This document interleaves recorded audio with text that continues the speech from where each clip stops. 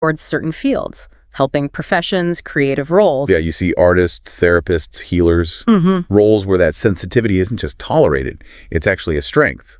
And there's often a spiritual dimension mentioned too, connection to arts, nature, maybe mystical things. But it's a double-edged sword, isn't it? That same sensitivity can make them overly sensitive. For sure. And maybe prone to escapist tendencies when things get too harsh or overwhelming. It's about finding that balance. Okay, moving on to love and relationships. The phrase soulful connections comes up a lot. Definitely. They seem to crave deep emotional intimacy and are described as deeply romantic. But there's a potential pitfall mentioned. Idealizing partners. Exactly. That dreamer quality again. Sometimes the ideal version is easier to connect with than, well, the real person. And the compatibility notes. Cancer, Scorpio, Taurus as good matches.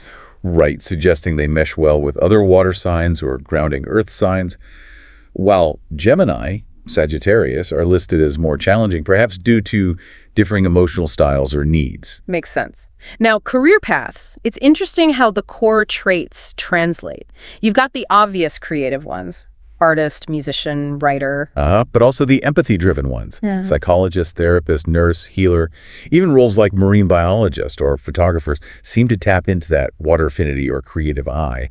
And the preference for flexibility over strict routines that fits the mutable nature perfectly. Yeah, it really seems like meaningful work that resonates on a deeper level, is crucial for Pisces. Okay, health and well-being, given everything we've said about sensitivity. It's no surprise that prioritizing mental health and managing stress are key themes, that vulnerability to escapism or even addiction is highlighted as something to watch. So healthy outlets are vital. What did the sources suggest? Things like spiritual or creative outlets, specifically water activities, meditation, nature walks, things that soothe and connect them back to that calmer, intuitive space.